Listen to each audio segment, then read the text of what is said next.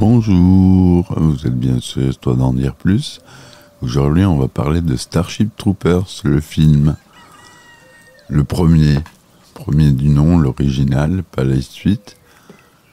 Donc Starship Troopers, c'est un film américain de science-fiction, militaire, et je tiens sur le mot militaire, réalisé par Paul Verhoeven en 1997. Il a une durée de 129 minutes, ce qui est un film assez long pour un blockbuster, mais il a trouvé son public, il a vachement bien marché. Il avait un budget de 105 millions de dollars, ce qui est énorme pour l'époque. En 1997, c'est un très gros blockbuster. Le titre québécois qui nous fait rire à chaque fois, ça s'appelle Les Patrouilleurs de l'espace. Ça me fait penser à la vieille série où c'était des marionnettes qui étaient les personnages, avec des fusées aussi. Je sais plus comment. Ça s'appelle presque comme ça, Les Patrouilleurs de l'espace. Donc, on va parler de Paul Verhoeven un peu. Donc, c'est un réalisateur qui est à l'origine de Robocop, Total Recall, Basic Instinct, Starship Troopers, Black Book, Elle. Donc il a fait pas mal de films qui ont marché, des films de science-fiction notamment. Et il avait toujours une façon de décrire la société d'une manière très différente. Lui, il aimait montrer les journaux télévisés, ce qu'on voit souvent dans Robocop et puis dans Starship Troopers, même des publicités d'ailleurs. On voit les journaux télévisés qui décrivent un petit peu l'esprit de la société dans laquelle évoluaient les personnages du film. Et donc ça, c'était typique de Verhoeven, en tout cas pour ce film-là. Pour Total Recall, il y avait moins cette notion de journal télé, il n'y était pas, mais sûrement parce qu'il n'a pas eu le droit de le faire. Donc il n'y a pas là-dessus, je pense que c'est ça, les studios n'ont pas voulu. Il y a quand même des pubs dans Total Recall, dans le métro, notamment dans la scène du métro, il y a des écrans qui diffusent une pub, donc on l'a un petit peu, mais c'est moins présent que dans les autres films. Voilà, pour parler un peu de Paul Verhoeven, et rapidement, hein, en 3 minutes 30, je vous ai parlé de Paul Verhoeven, mais on refera un épisode sur lui. Monsieur, il a 83 ans, quand même. Il est néerlandais. Voilà, donc on revient sur Starship Troopers. L'histoire suit plusieurs jeunes gens issus de la ville de Buenos Aires durant la formation militaire, puis pendant une guerre interstellaire entre l'humanité et un peuple extraterrestre nommé Arachnid. Carmen entre à l'académie des pilotes spatiaux tandis que Carl choisit d'être officier scientifique. Dizzy et Johnny s'engagent, eux, dans l'infanterie mobile. Ce sont ces deux derniers qui affronteront en première ligne les puissants guerriers arachnides lors de l'attaque de la planète Klendatu pour la Fédération terrienne. Ça, c'est le pitch, hein. Edward Nahmeyer commence l'écriture du scénario en 1992. La pré-production du film dure plus de 4 ans. Le tournage lui-même se déroule d'avril à octobre 1996, principalement au studio de Sony Pictures et à Culver City, et dans plusieurs autres lieux en Californie, mais aussi au Dakota du Sud, au Wyoming pour les extérieurs. La musique du film est composée et dirigée par Basil Polidoris. Paul Verhoeven présente son œuvre comme une satire qui utilise l'ironie et l'hyperbole pour dénoncer le fascisme, mais également l'impérialisme américain à travers les journaux télévisés dont je vous parlais et les pubs. Il s'écarte du thème de l'œuvre originale, le militarisme, pour mieux le dénoncer. Starship Troopers est un film tout juste rentable qui divise les critiques. Il est nommé pour un Oscar et remporte 2 Saturn Awards. Il est sorti en vidéo fin 1998 et a engendré plusieurs suites, mais aussi des produits dérivés. Donc, pour un synopsis plus général, dans un futur lointain, les pays de la Terre se sont regroupés en fédérations, un gouvernement mondial et une stratocratie. Cette fédération se lance dans la conquête de l'espace. Les terriens colonisent des planètes et explorent les nouveaux systèmes planétaires. Ils entrent également en relation avec des civilisations extraterrestres.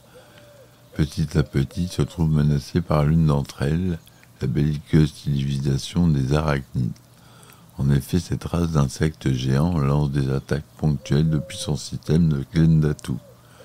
Au sein de la fédération, les terriens sont répartis en 2 groupes bien distincts. Les citoyens, qui ont effectué leur service fédéral au sein de l'armée, et les civils, eux qui ne disposent pas de droits octroyés aux citoyens. Ils peuvent les obtenir en effectuant leur service fédéral dans l'armée de la fédération. Cependant, les riches n'ont pas besoin d'être citoyens et ne courent donc pas le risque d'être mutilés ou tués durant leur service. Voilà, en gros, l'histoire. Je vous ai fait décrite en deux petits synopsis. Les personnages principaux, c'est Johnny Rico. Pardon. Johnny Rico, c'est l'homme naïf, amoureux de sa camarade de cour Carmen. Il croit qu'en faisant la guerre, il aura la fille de ses rêves. À l'instar des arachnides, Johnny est un corps vide contrôlé par des cerveaux extérieurs. Carl le télépathe et Carmen la pilote. Il a cependant un potentiel de leader. Donc, Johnny Rico est joué par Casper Van Dien, qu'on a vu dans d'autres films. C'est le beau gosse, musclé de base, mais il joue pas trop mal dans ce film. On a Carmen Ibanez, elle est la jeune femme dont l'objectif principal est de devenir pilote. Bien qu'elle soit amoureuse de Johnny Rico, elle se montre cruelle et égoïste à son égard. Elle adore flirter. Elle arbore en permanence un sourire éclatant d'une largeur maximale, d'une blancheur et d'une brillance parfaite. Elle s'avère être un pilote de haut niveau. Et elle est jouée par Dina Meyer, Denise Richards, la célèbre, qu'on verra plus tard. C'est celle qui s'en est le mieux sortie sur les acteurs, avec celle qui joue Didi Flores. C'est une femme forte qui sait manier le fusil et douée pour le terrain de football. Elle n'a qu'une faiblesse, son amour inconditionnel pour Johnny. Carl Jenkins est un type sympathique, mais en apparence, mais en réalité se préoccupe peu des valeurs humaines. Il utilise sa connaissance technologique pour humilier son ami Johnny. Carl est également télépathe. L'une des scènes est d'ailleurs largement inspirée par une expérience du célèbre parapsychologue des années 50 et 60, Joseph Bank-Rhine. Le parcours de Carl est également inspiré par celui de Strekinov, un personnage du Dr Zhivago en 1965, qui au début idéaliste, puis devient très dur et prêt à sacrifier tout le monde à la fin.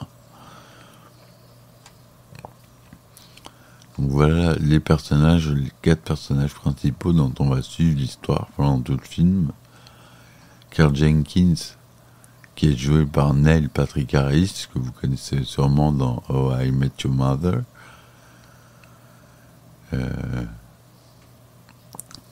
on dirait qu'il vieillit jamais, ce type.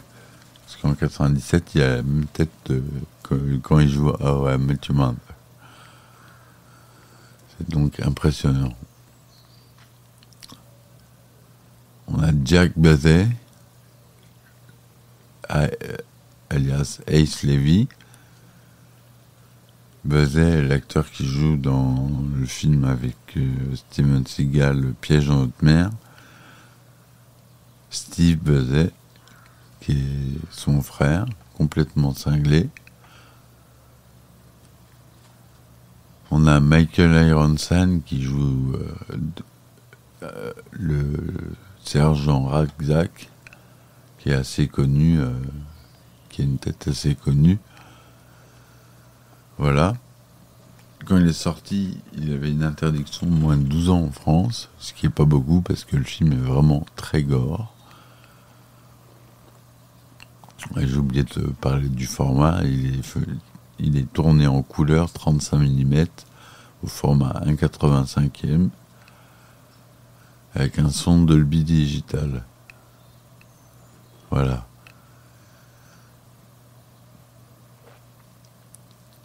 Alors, pour les effets spéciaux, on a Amalgamated Dynamics, Bennett from the Ranch Entertainment, Boss Film Studio, Compound Eyes, Industrial Light and Magic, alias ILM, la compagnie de Lucas, Kevin Yeager's Production, Sony Pictures Imageworks et Tippett Studio. Et on va parler surtout de Tippett Studio, qui a fait beaucoup, et notamment son fondateur, Phil Tippett, qui est un grand des effets spéciaux. Ceux qui s'y connaissent un peu en effets spéciaux vont tout de suite reconnaître son nom, de qui je parle. C'est un grand nom, il ressemble un peu au Père Noël. Et il a opéré chez ILM, et avant d'avoir sa propre société Tippett Studio, il a travaillé sur Robocop, Jurassic Park, Blade, Hellboy et la saga Twilight, par exemple. Donc c'est pas un perdreau de l'année. Et par exemple, il a travaillé sur Star Wars.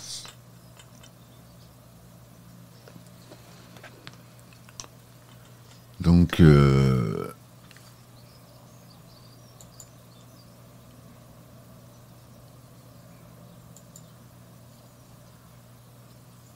il a travaillé sur Piranha de Joe Dante, sur Howard,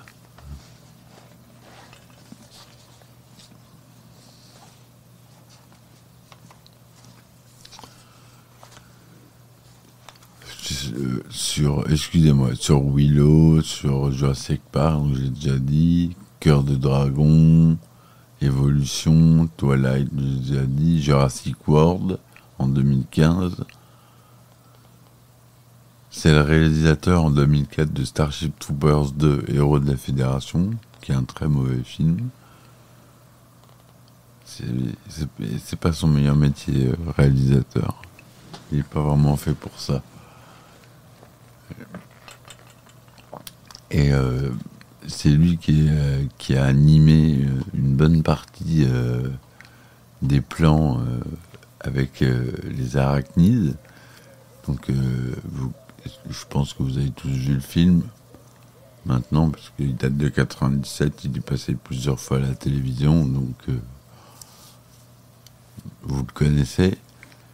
Phil Tippett a inventé un système de marionnettes électroniques qui permettait d'animer ces arachnides à 6 pattes, je crois, 6 ou 8 pattes, avec des marionnettes en vrai, et qui reproduisaient les mouvements des marionnettes numériques, et ce qui permettait d'animer d'une matière plus naturelle les marionnettes et qui pouvaient être maniées par des vrais marionnettistes, dont Phil Tippett était bien présent. Donc ils ont inventé un logiciel pour les scènes où il y a des hordes entières, des milliers d'arachnides à l'écran. D'ailleurs, c'est parmi les plus longs temps de rendu. C'était des centaines d'heures pour une image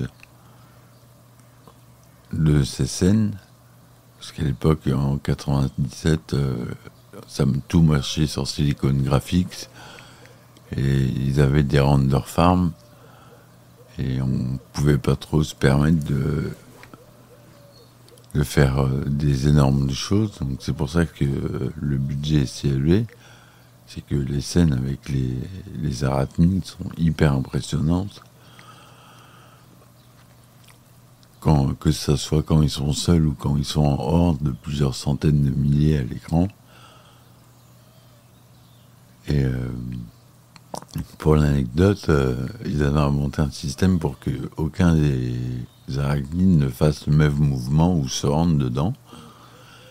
Or, sur des centaines de milliers, il y en avait forcément qui avaient le même mouvement. Donc ceux-là, ils ont été enlevés à la main, puis remplacés par d'autres qui n'avaient pas le même mouvement. Et ça a pris pour chaque plan plusieurs semaines. Et ensuite, il fallait lancer ça pour le rendu. Donc la post-production a duré très longtemps, plus de 8 mois. Il fallait bien ça, pour toutes les scènes en effets spéciaux. Alors franchement, on peut les saluer, les effets spéciaux sont très réussis. Le tracking est très réussi.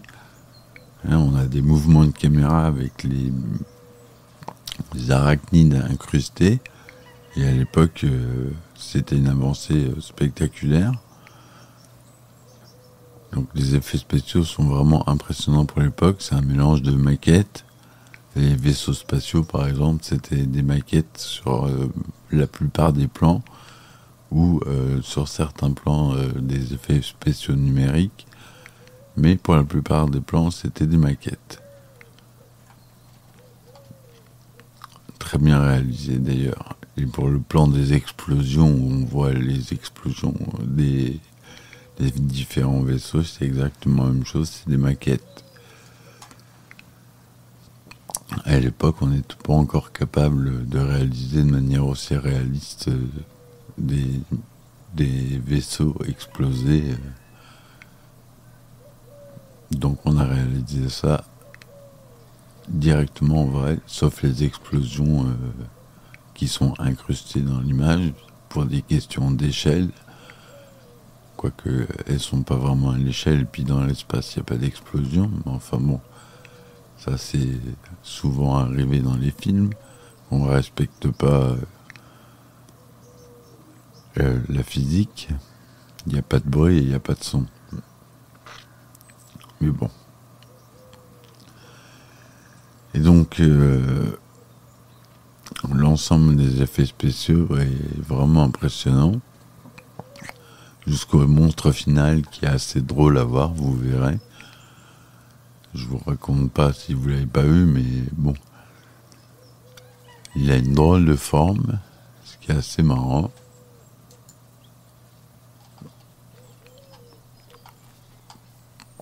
Pour le choix des interprètes, il voulait parodier les feuilletons et les teen movies américains.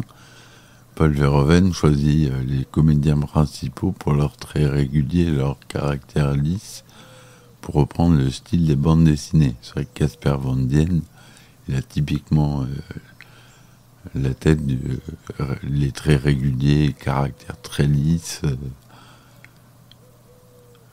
Leurs personnages principaux sont donc majoritairement issus de feuilletons à succès. Casper Van Dien a joué dans On ne vit qu'une fois en 93 et 94. Lui et Dina Meyer ont aussi joué dans Beverly Hills 90210 en 93-94. Patrick Muldoon a joué dans Des jours et des vies en 92 et 95 et Melrose Place. Cesc Gilliam vient du Cosby Show et Neil Patrick Harris est le héros de la série Dr Doogie 89-93. Et on a l'acteur dont j'ai oublié de vous parler, Dean Norris, qui joue dans Breaking Bad, qui joue l'agent de la DEA, le beau-frère de Walter White, qui est assez impressionnant. Donc pour en revenir sur les lieux du tournage, donc dans les studios Sony Pictures de Culver City et dans plusieurs autres lieux en Californie, la Kahneman House à Malibu est utilisée pour représenter la maison de famille de Johnny Rico. La salle de classe de philosophie morale se trouve dans le Kaiser Permanente Medical Center à Baldwin Park. Le stade de football en salle se trouve dans le Walter Pyramid à Long Beach. Les parcs extérieurs de la pyramide ont également servi pour tourner 2 scènes coupées au montage. Le Los Angeles Convention Center figure le hall d'entrée de l'astroport terrien. Et le camp d'entraînement de Rico est construit dans le parc régional Miles Square à Fontaine Valley sur une ancienne piste d'atterrissage de la Seconde Guerre mondiale. Le campement de nuit des francs-tireurs est, lui, réalisé dans le parc naturel Vasquez Rocks. La scène de la douche collective gêne beaucoup les interprètes. Ils ont en effet du mal à jouer nu.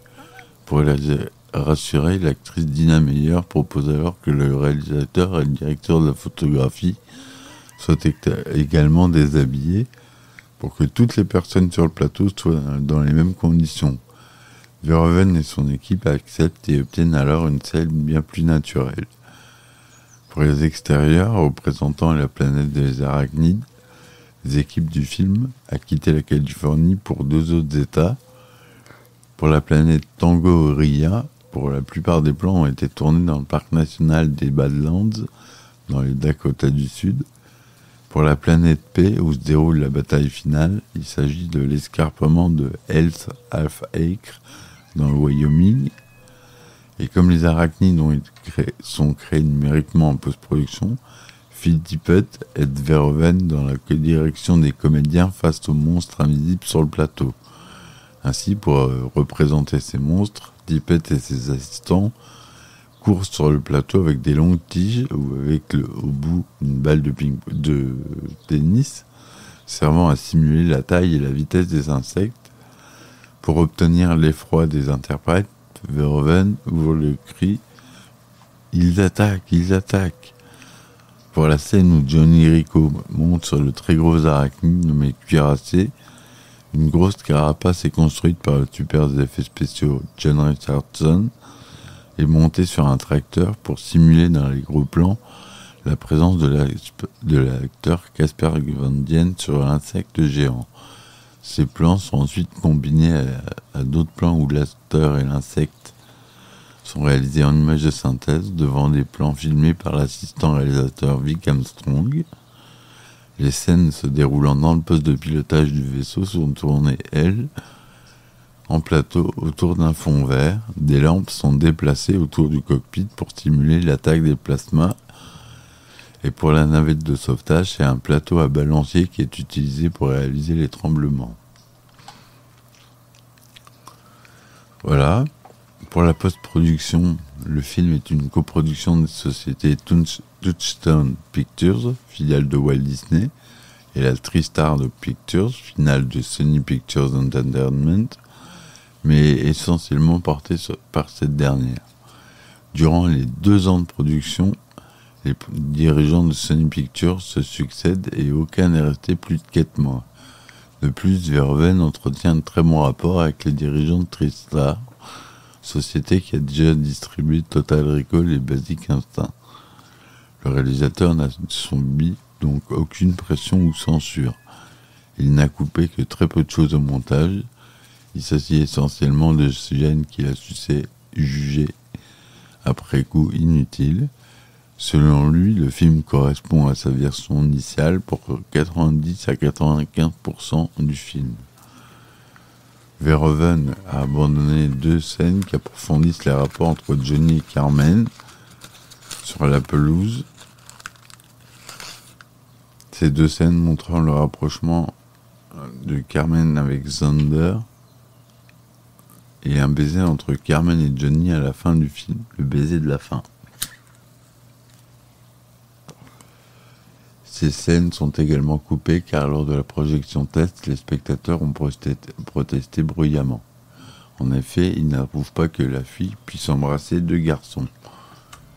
Pour composer la musique du film, Paul Verhoeven se tourne vers Basil Pouldoris qui avait déjà collaboré pour Robocop. Le compositeur dispose de 6 mois pour lui livrer la musique. Après avoir écouté les versions des morceaux, Verhoeven indique au compositeur qu'il souhaite faire de la musique qui doit accompagner le vaisseau spatial Roger Young, le thème central du film. Voilà. Donc,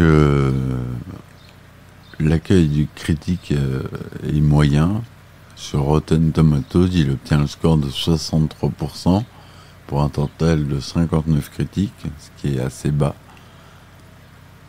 Sur le site Metacritic, il obtient seulement 51%, et en France, il reçoit également des critiques mitigées, notamment sur le site Allociné, avec une note de 3 étoiles, 2 sur 5, à partir de l'interprétation de 5 titres de presse.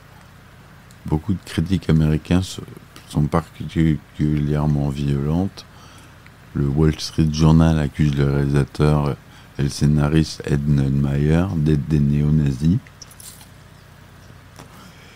Le réalisateur s'en défend en indiquant que ce n'est pas sa philosophie et qu'il a lui-même subi l'occupation allemande durant ses jeunes années.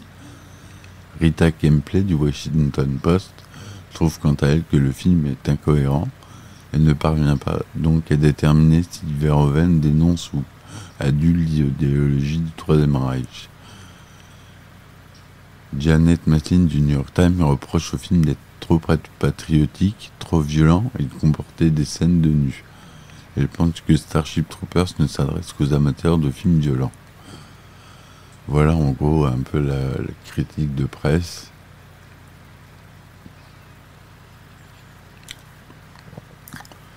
De la presse américaine. Même la presse française.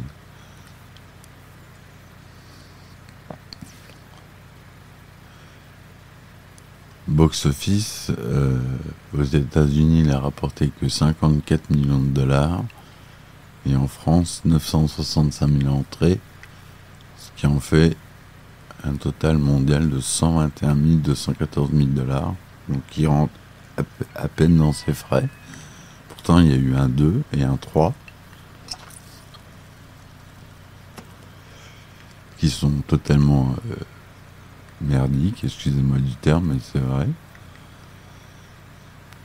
Et ils ont eu les Saturn Awards, quand même, des meilleurs costumes et des meilleurs effets visuels.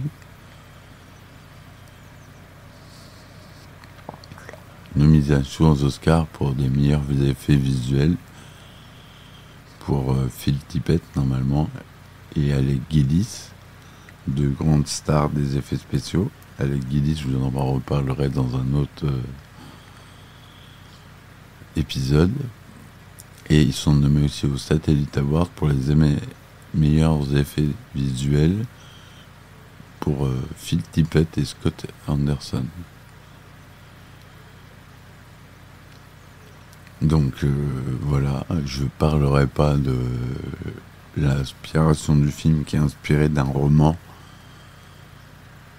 qui s'appelle Étoile garde à vous en français et Starship Troopers en anglais.